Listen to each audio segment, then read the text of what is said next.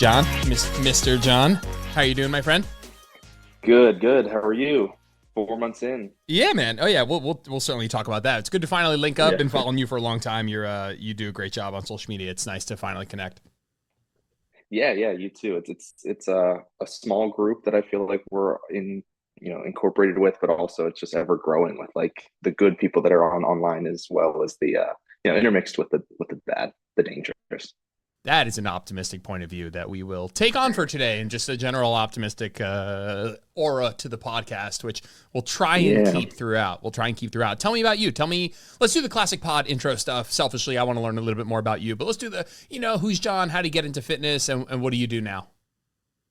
Yeah, so I had kind of an interesting start. I mean, at this point, just to be very upfront and basic, like my full-time job is one-on-one coaching, nutrition and training, but got here in a really roundabout way. So I actually went to school for a very mathematical, analytical degree, and I was on the trajectory to be an actuarial analyst, if you know what that is. Most people don't. The only time you might have seen it is in an older movie now at this point. Along came Polly, I believe. Ben Stiller was an actuary. Essentially, they set premiums for insurances, predict when you're going to die, a lot of modeling statistics and things like that. So math, data, numbers, and really good at that, was successful with it. I just hated the lifestyle, like day to day, being behind a computer desk, crunching numbers in Excel for 12, 15 hours a day. And kind of just like, I'm done with this. So I kind of just sporadically quit. And my game plan after that was I didn't have one. So serving beer, pouring beer, bartending, and things like that, while also then getting certified as a personal trainer.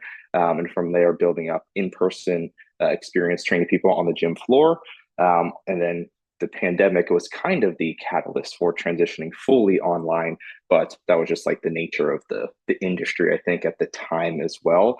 So since then, just kind of going through the typical progression of getting more educated, more experience. At this point now, I'm like a pre and postnatal certified coach, certified health mindset coach, weight management specialist, all the things that you want to put behind your name. I've got a good deal of them. But yeah, at this point now, full time at home, one-on-one coach, and also full time dad at home as well. I haven't heard one thing you said since you said Along Came Polly. It's like absolute all-time class, just a classic Philip Seymour Hoffman, like not cameo, but he's like not the main character, but he's like wow, what is the supporting cast? Philip Seymour Hoffman in that movie's absolutely out of control. Yeah, I'm surprised. I feel like that one isn't all that popular, and just kind of like the general mainstream that I throw that out there, people are like, I don't know what you're talking about. No, it absolutely should be. It definitely should be. But kids, that is like it won't. It's our job. It's our job to teach our kids about these movies, because they will die out without us. I think that's the take home message from today for sure.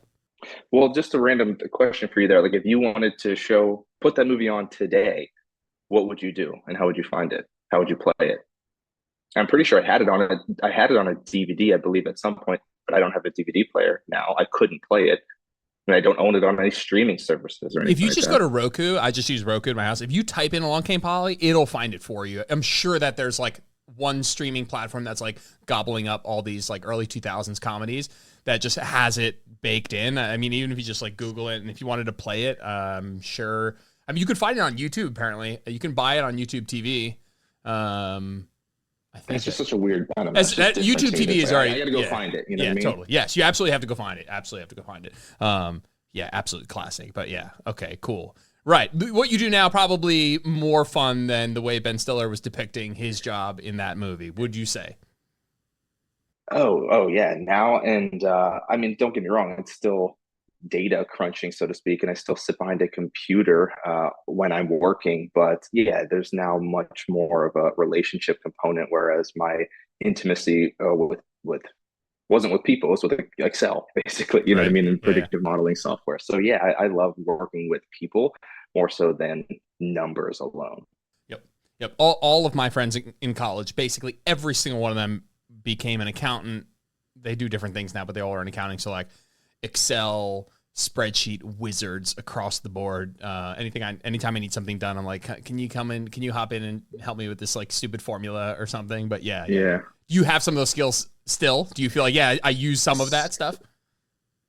No, yeah, I would say maybe a couple of years ago, Nice. but since, even with coaching, I've transitioned away. Like I don't even program the training in Excel anymore. So like Yep. I don't use it often. And I think things continue to update. And I'm like, yeah, I'd be very slow at it for sure.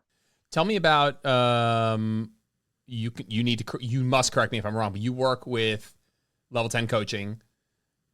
Correct. I'm how the head how did assistant coach at how did Level that 10 Coaching. happen? What's that like? Enjoying Yeah, that, because I think it's slightly different than me, but it's slightly different than most people who are like a solopreneur by themselves. You are and aren't, and so talk a little bit about how you got in with Joel and all that stuff and what that's like.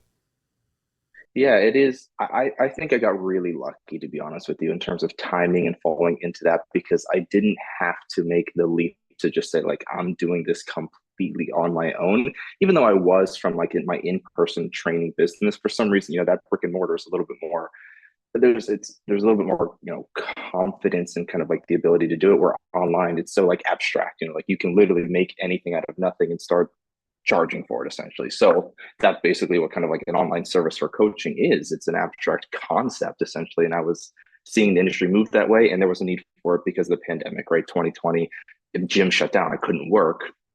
And that's when, just luckily for me, Joelle had been expanding from just her doing her own solo coaching to, man, there's a demand for this. I need more coaches. And I just applied and ended up, being hired on very, very early around right after March, so like when things shut down. So ever since then, I have been working under her. And over the last 2 years, I've since moved into like a more of a managerial esque role where I'm the head assistant coach. So new coaches that come under us, I do some of the training and things like that. So there's some additional responsibility there. But yeah, I really like the whole. I still get to coach. Like that is my main job. I work one-on-one with clients. I have a full roster, but also, and I'm sure you can appreciate this because you have to do this on your own. Like I don't have to do all of the back end, um, financial things, the billing, the payroll, none of that. You know what I mean? It's kind of handled legal stuff. And to me, that's where I'm like, it's kind of like I have a normal job, but also not. Do you? It's kind of leading, and I suspect I know the answer, but do you enjoy? I guess I'll ask which you enjoy more, but we don't. I'm not trying to like pick on either of these things, but which do you enjoy more? Maybe speak a little bit to coaching people one-on-one directly, helping end user get healthier, and also coaching coaches, because I think that there's those two different parts that I feel like ultimately end up with the same benefit, right? Helping other people to then ultimately help other people, and making better coaches is like a little bit of ultimately can do a really great job helping even more people. So you feel that that's like two different pursuits that ultimately are both really enjoyable?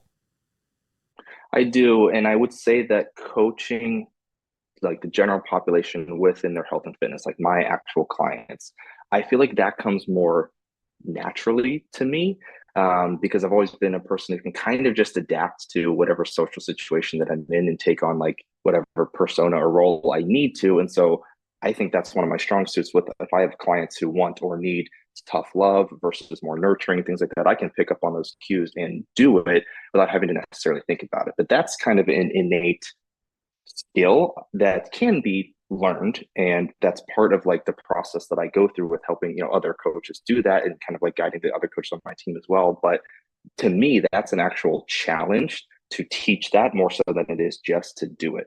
So from an enjoyment standpoint, I think I like working with clients better because it's just smooth and easy to me. It's almost like I don't even have to think about it versus I have to like, how did I do that? And how can I put that in a way that somebody else can understand? Like, oh, I can do that for people as well. If that makes sense. No, totally. So I had not to be, everyone who's listening to this podcast has heard my story, but I began as an in-person coach, then got really busy. A friend of mine also got really busy. We thought the natural progression was to start our own gym, and we're like, oh, we'll start our own gym because that's what you do when you have a full roster of clients. And not only did we have a full roster of clients, we had subcontractors, similar like coaches under us or whatever, that we would give our overflow to. We're like, great, let's take all of us, let's go do our own thing. And then ultimately it was like, well, the next step is to phase yourself out of dealing with the client and get, 20 people under you and all that stuff. And that was just, it was like really caught up in this grind culture. Everybody gets that bug. There's like, if you look, I mean, if we just turn the camera, not that anybody's watching this, but there's like a million self-help books, and not just self-help. I don't mean that in a patronizing way. I just mean like those kinds of books that make you feel like scale. You got to scale. You got to be doing more. Yeah, 4-hour work week, scalable this, and so I got to the point where all I was doing was hiring coaches, running like an internship within our gym to like recreate ourselves. That's ironically the best coach we ever hired was my wife.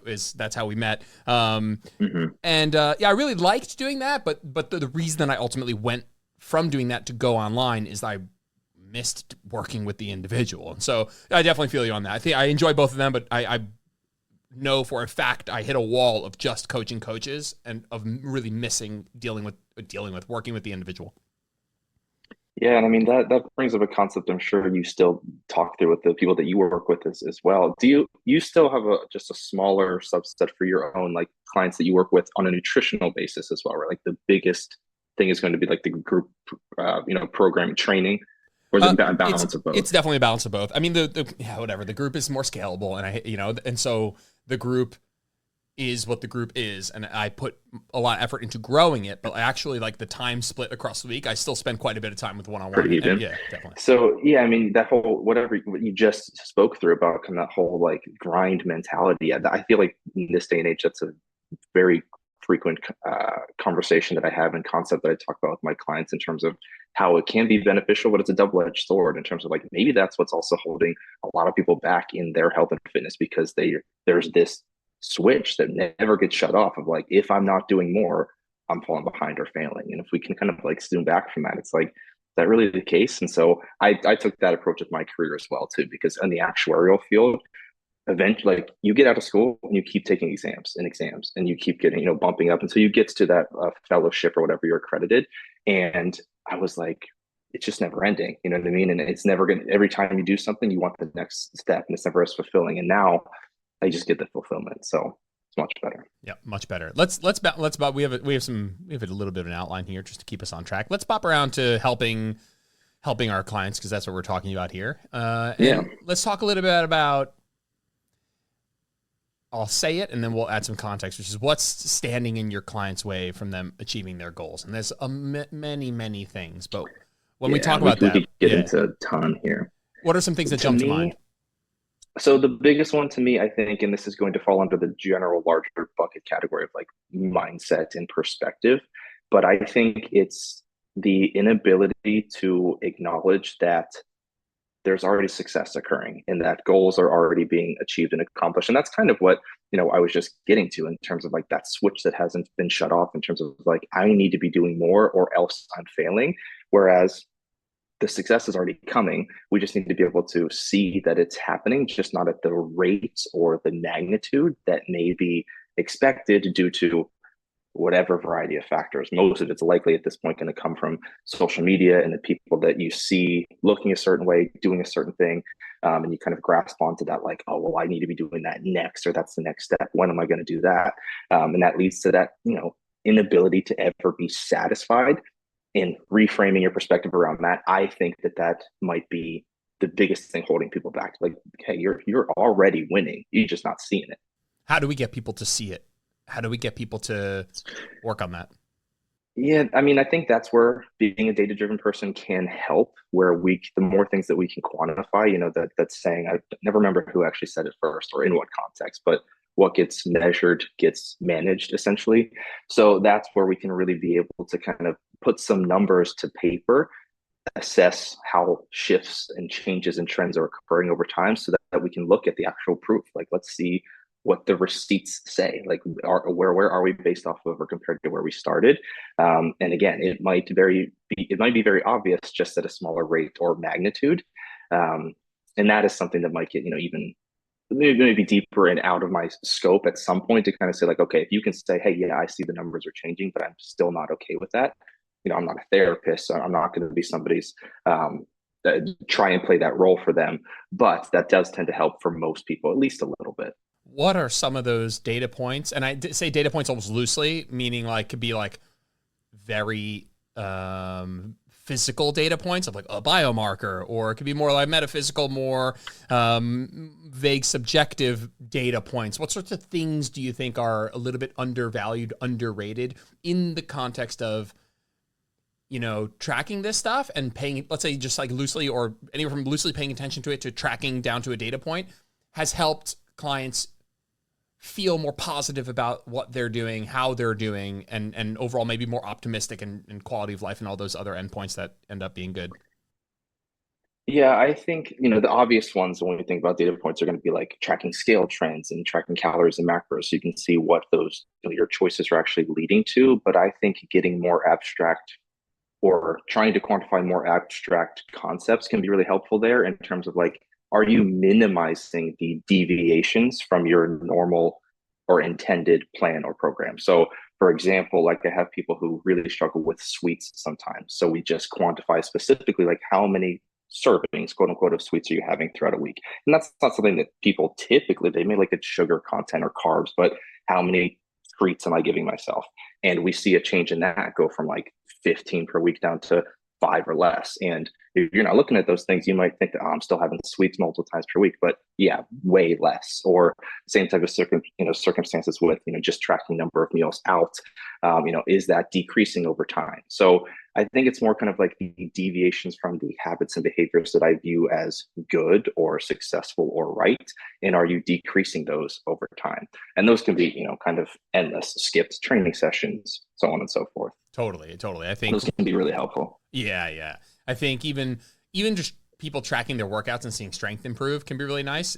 Strength is like a thing that you can't, yes, if your strength goes up over the next 6 months, I bet you've also built muscle and that's something you could see. But strength is something that you can get really proud of that doesn't have to do with the way you look. And I think that it can be nice to have things in conjunction with aesthetic pursuits like strength gain, let's say performance improvements. And I also think biomarker. I think more people need to I'm not a blood work guru in the context of like people got to get this crazy extensive blood work every 3 months because we got to look at every single, super mega unique fringe biomarker. But I think we're talking about stacking wins and stuff like that.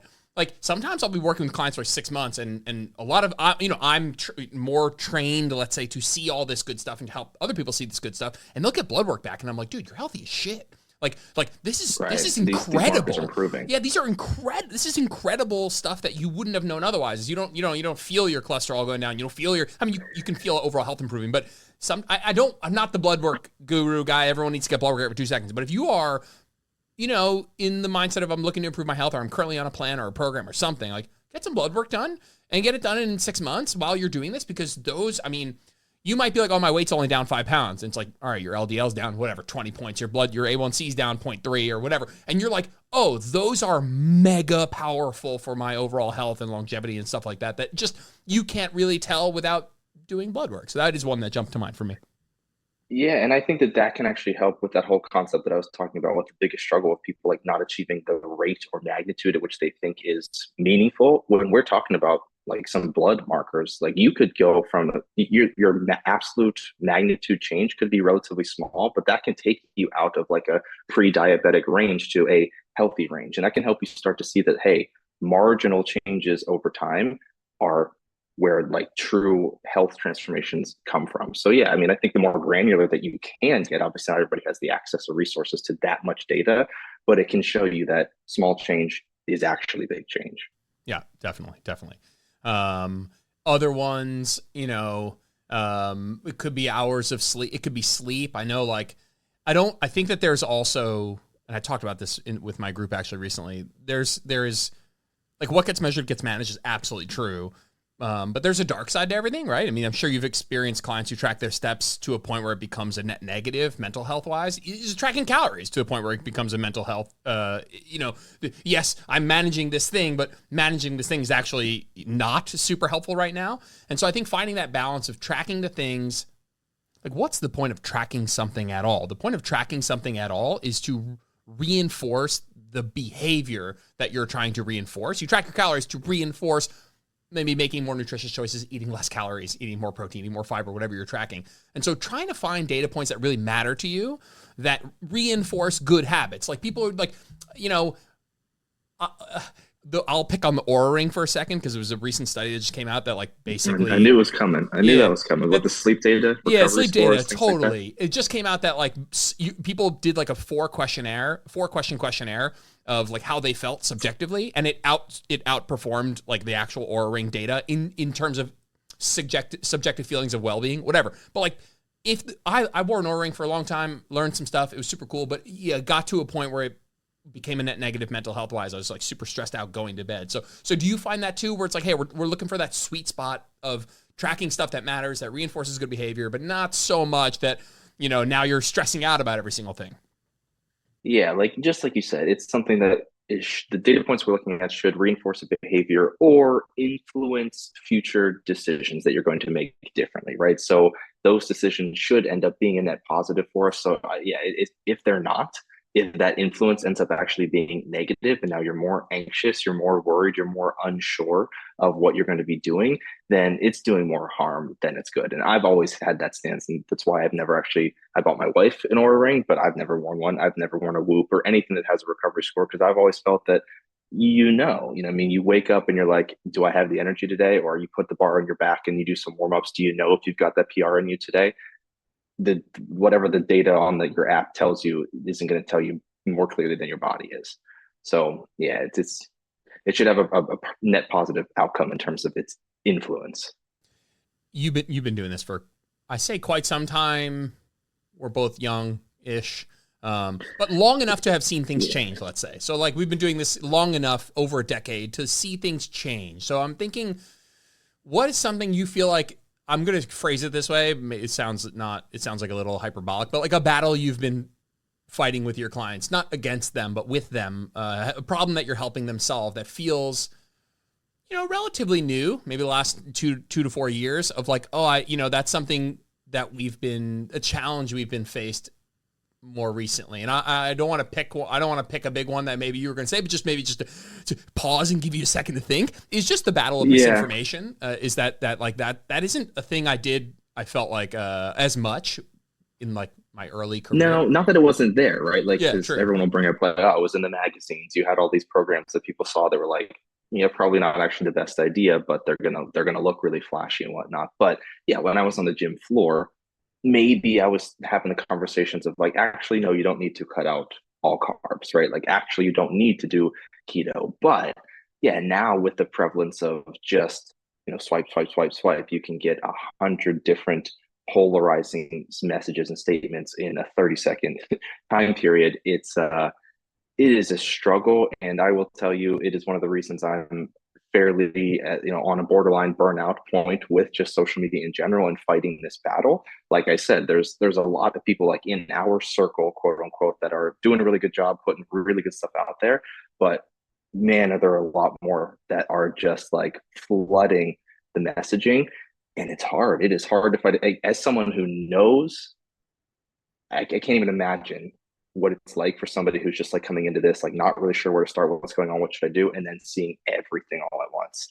So yeah, I mean, how do we not say misinformation is going to be the biggest struggle for people? Yeah, that's been a large one. I think we are. God, this is an optimistic point of view, just carrying on from our beginning optimism of that. I just think people are, so you're feeling a little bit burnt out on social media. I'm feeling a little bit burnt out on social media. And I think, I'll say this without it being self-deprecating. Like my content's not doing as well anymore. And I think that there's a lot of reasons, but there's one of them is I bet you people are burnt out from that sort of information from people like you and me. And I'm it's a double-edged sword because this is part of you're in my business. That's really important. But like I'm also very like I'm happy if people are spending less time on social media. And I think we're on Yeah. maybe the down curve from the average consumer is a little bit burnt out from all the information, and that sucks for our engagement, but it's probably good for most people to be like, yeah, I probably got to take a little bit of a break from this app. I got to probably unfollow some of the people that are just nonstop hammering some of this information that's confusing me. And so do you feel that way as well?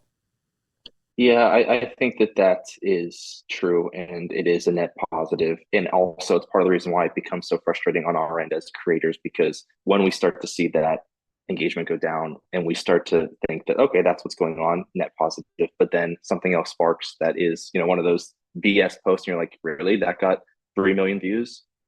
So clearly it's still happening, and then it sparks up that anger again. It's that vicious cycle. So yeah, I think in general, the people in our circle anyway, clearly, like, as my engagement's gone down to the people that have received the positive, the good, unbiased messaging, I think have gotten the benefit from it. Now the challenge is just, and this is where the burnout comes from. How do you continue to reach more people without being that really polarizing, like, statement in your face that's pretty much going to be a bold-faced lie if you want to get those million views.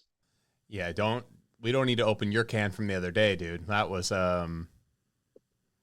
something. I think that, I mean, that it was I see, and for those of you guys, I don't mean to throw you on the spot here, but that your post the other day of you rocking in the chair with or whatever, like got it's probably up to 2 million views, right? I mean, so it's a picture perfect, uh,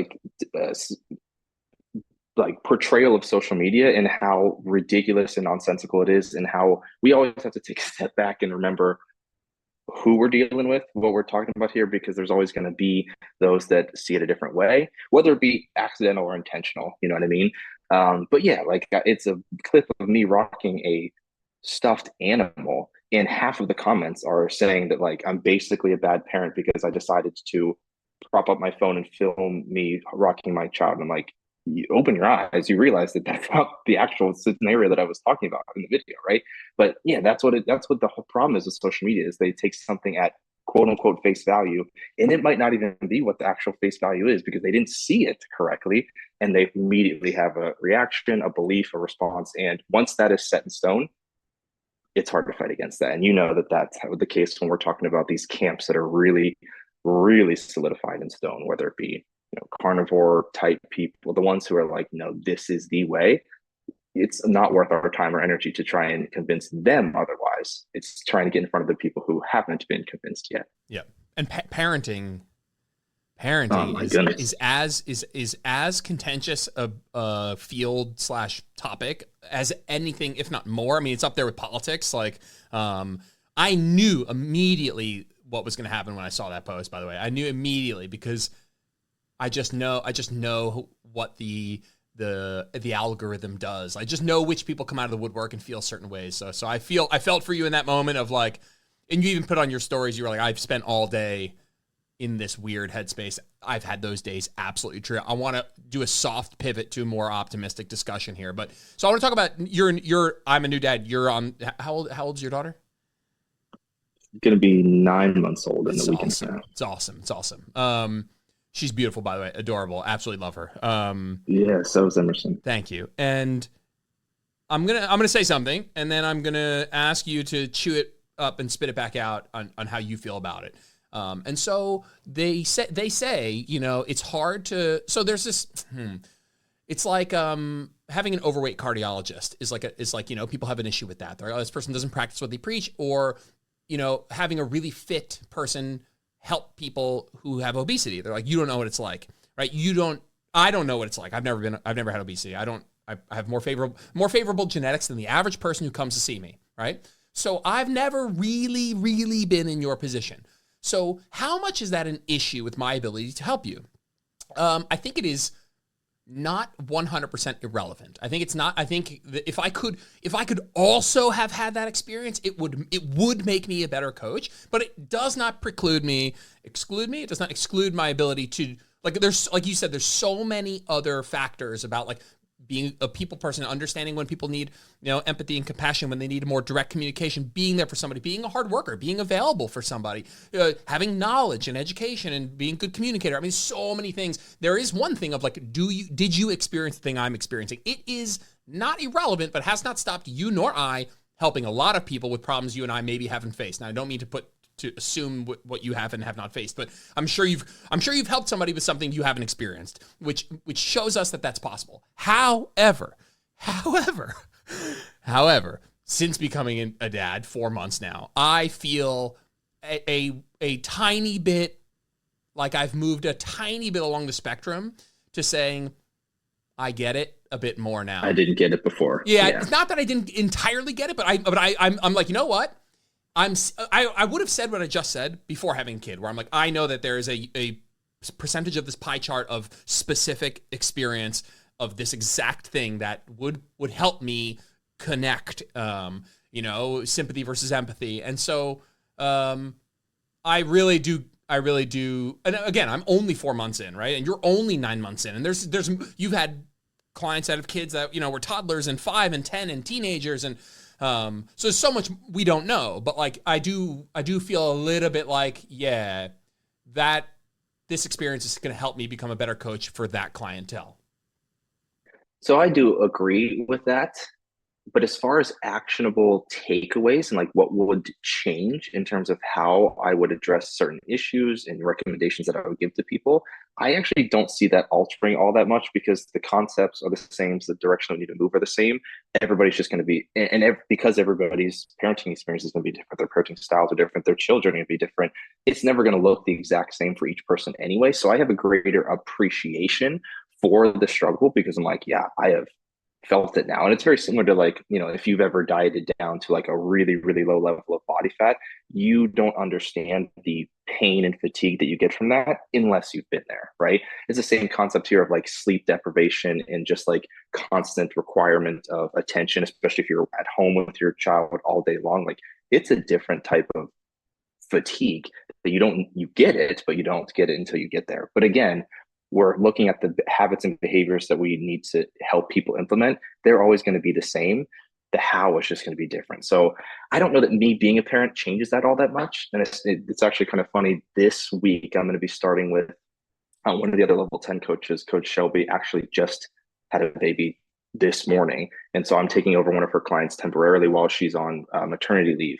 This client that I'm taking over actually became a new mom within the past year of teenagers, like first time mom, now has multiple teenagers in her home. And I'm thinking about that like, hey, I've technically been a parent longer than you have. But does that put me in a position to kind of like say, this is what's going to help you, this is what you should do? Absolutely not. You know what I mean? So yeah, I don't think that the actual coaching aspect will differ, but the appreciation 100% does. Like you said, it's like, I get it more now. Yeah. Truly. That appreciation might throw you a bit more of a bone. That appreciation might come out in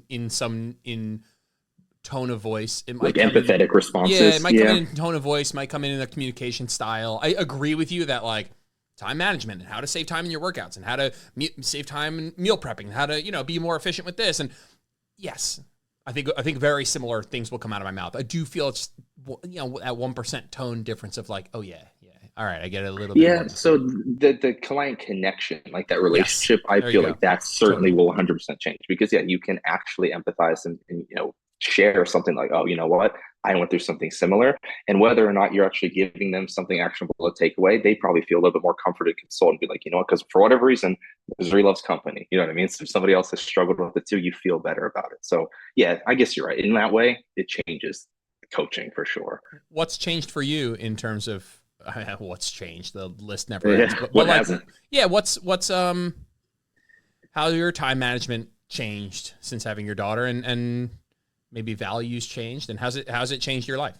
Yeah, I would say I think my experience and yours as well, because I think we are slightly outliers in terms of parents that are with home and around the child 24/7 essentially. Like I can't even imagine the reality of, hey, I'm leaving for work at 6 in the morning, I'm coming back at bedtime, and that be like my relationship with my daughter, just because that hasn't been my experience ever at all. You know what I mean? So it's very different in that regard because it's constant. It is 24/7, which I mean gives me that appreciation too for those that are single moms, stay-at-home moms, and like, hey, I get it. You know what I mean? Like I know what you're going through with that as well. But yeah, I have since shifted because that is the case, and I take on basically half of the role because my wife works from home too, of like caregiver as well as working full time. That my personal endeavors when it comes to training and dieting have taken a back seat a little bit, or they've at least been dialed down in terms of training frequency, training intensity, total volume. Like I just do less essentially, and I've looked for ways to simplify things. Like I'm not a chef, I can't cook, so my meal prep has always been very simple, very basic anyway, but now it's even simpler in terms of like buying pre-cooked stuff from Costco, or even using some of the like Hungry Root or home, like the delivery services, where it's like I don't need to go do anything now.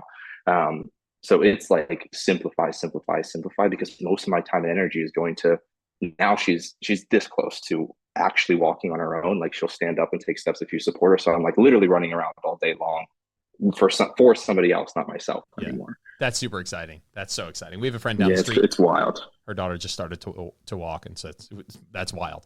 I have a rule in our house that I love to cook, but it's no longer feasible to make a three component dish, each component needing my attention.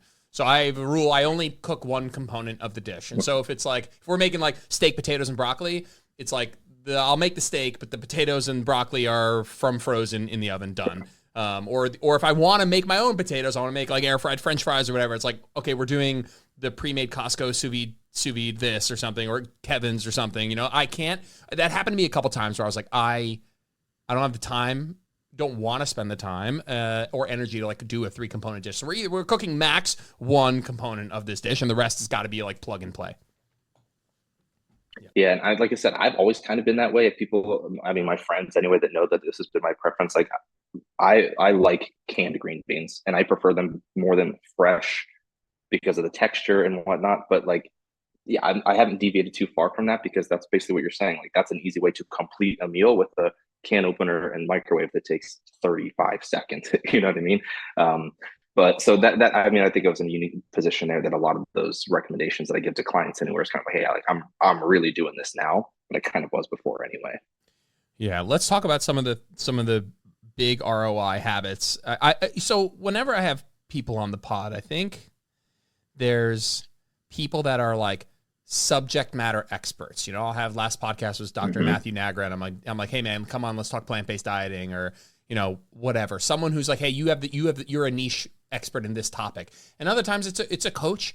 Sometimes it's a friend in another field. But when it's a coach, I really like the perspective of, you're a boots on the ground guy, of like, you're working with people. And so I want a lot of our discussions, and obviously it has been, and it's been really good so far. But those, you can tell on people's content. I mean, I can tell very quickly at this point, if I scroll through your page, who's working with an individual and who is disconnected from that in some way. And you are absolutely somebody who's mega plugged in. And the word that comes to mind is insightful. I find you insightful. And that insight only comes from actually working with a literal person. And so let's talk about, all right, a bunch of people listening that are going to be our, prototypical clientele. What are some of the big ROI habits you recommend to people who want to get healthier but don't know where to start, and extra points for it being more boring? It doesn't need to, we don't need to wow them.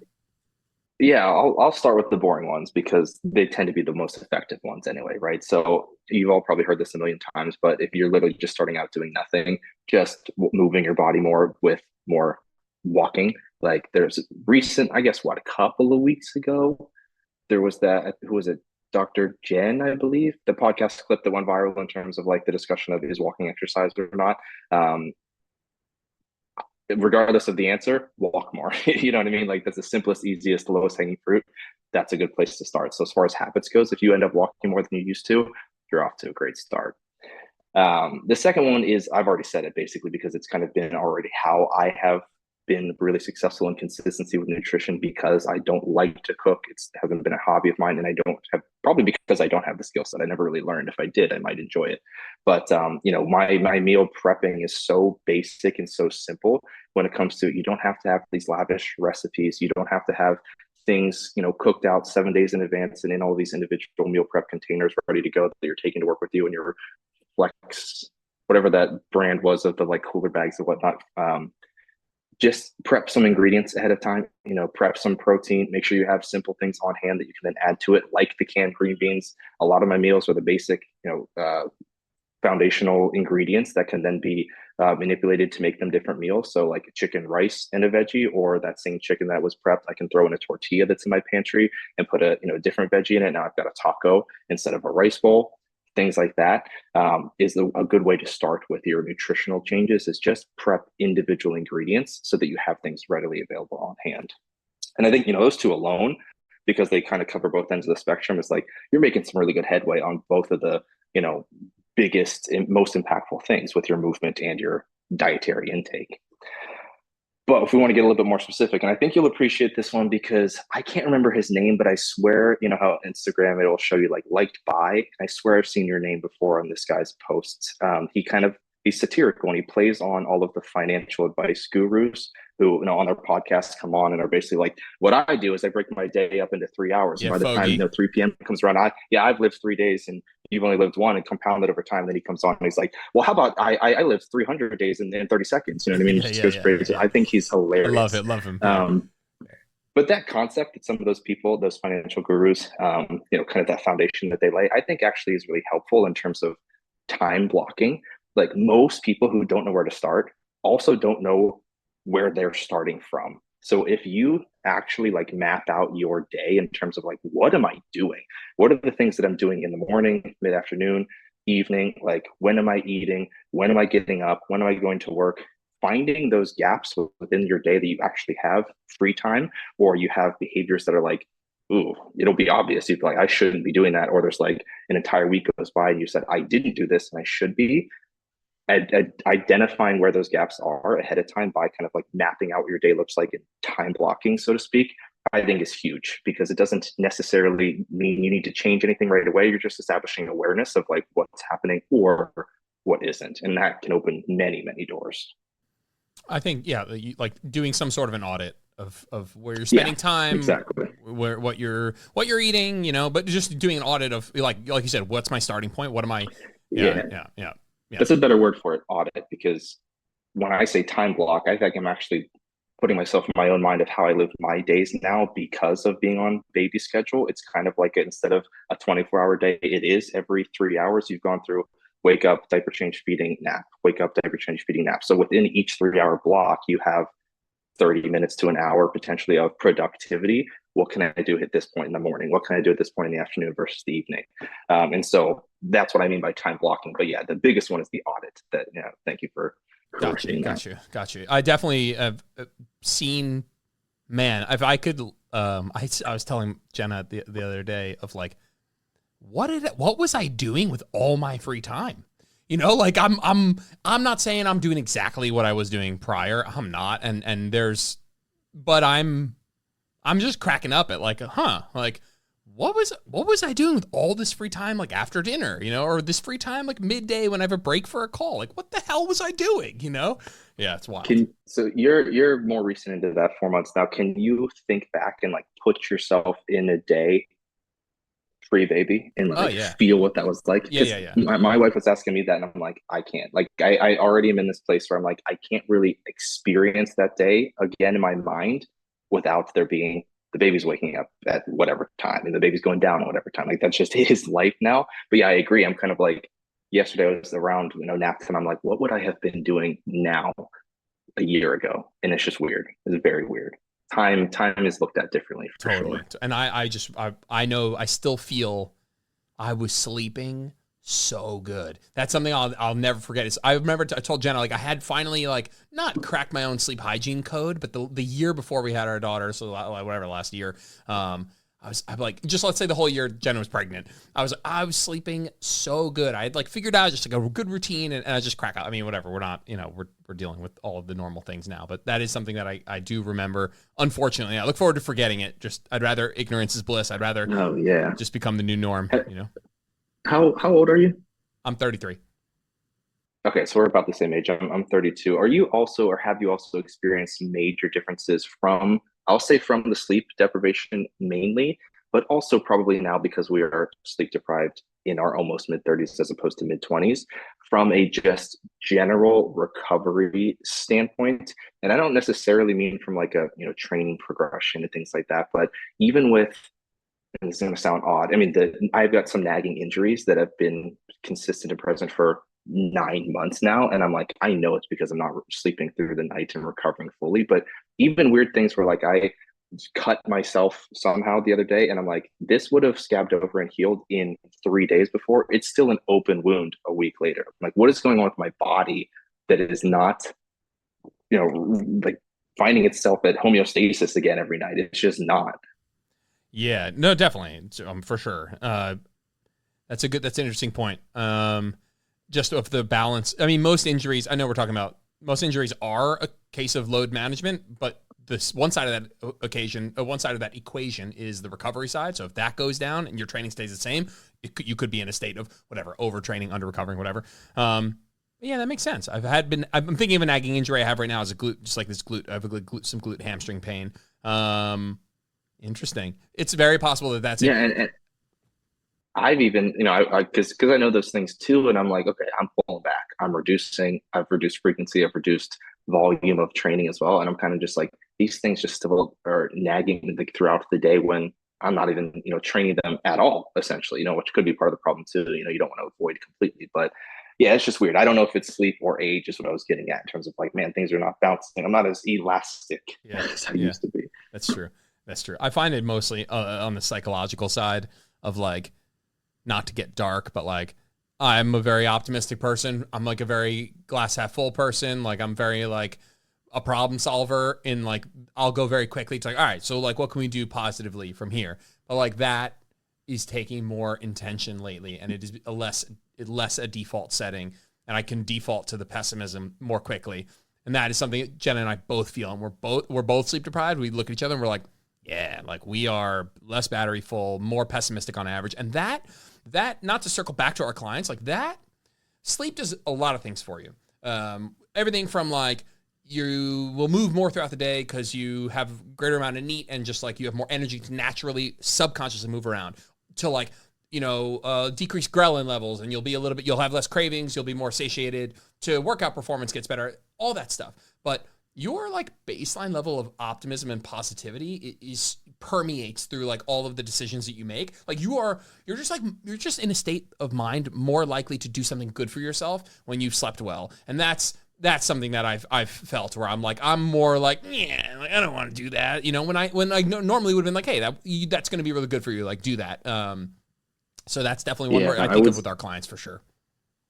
Yeah, and I think stress has the same effect just as much as sleep. But yeah, it's the way that I'm noticing it now is there's a delay or like a relay that doesn't flip until later when it comes to making a decision that I know will benefit me or make me feel better. It's like I will sit and do nothing for much longer and almost zone out now because I'm kind of just like in this zombie state, you know what I mean? And then before long, that turns into the things like the zombie scrolling. You've gone a whole day without being as productive as you wanted to, and then you're like, oh well, I'm even more behind. Whereas before, yeah, I would have just like cut that off right at the head and done something.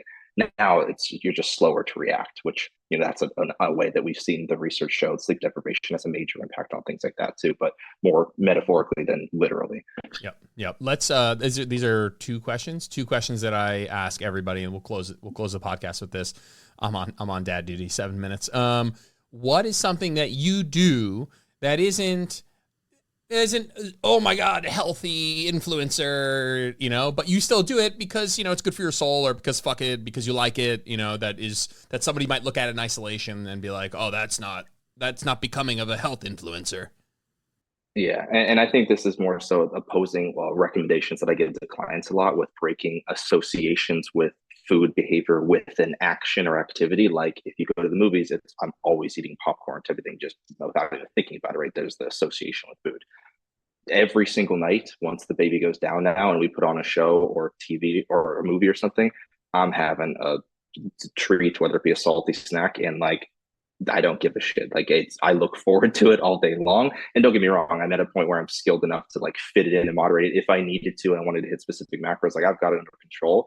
But I intentionally say like, no, that is part of my day that is like euphoric almost, as much as you shouldn't apply those things to food. It's the environment now that is just even more so, like it's been exponentiated in terms of like some relief. Yeah, I saw a tweet. It was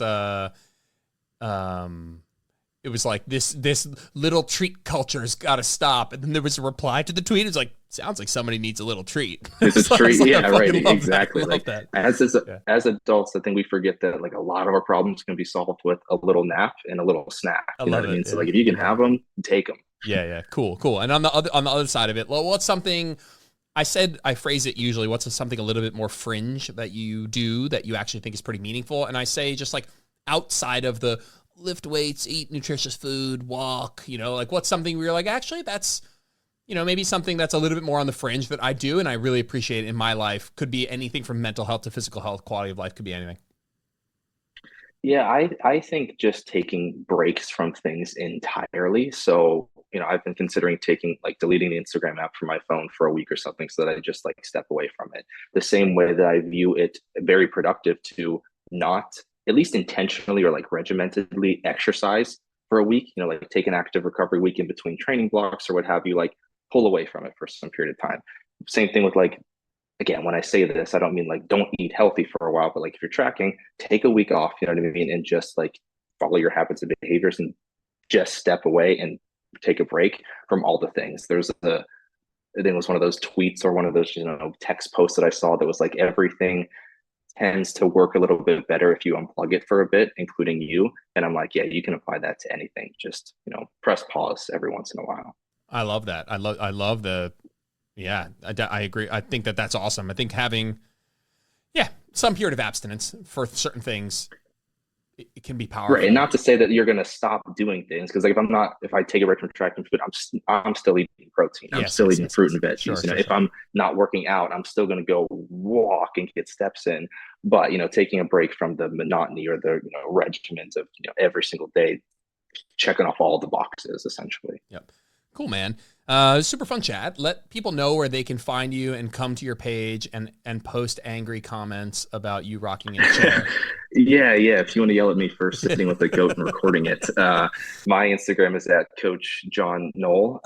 Like I said, I might be taking a little bit of a hiatus there because a lot of my content has been similar to yours, where like you call out some nonsense and kind of try and put some logic behind it, and that's tough to do. So who knows? We might switch it up a little bit and throw in a little bit more of just like my own personal life and make social media a little bit more social again, as opposed to needing it to be all business all the time.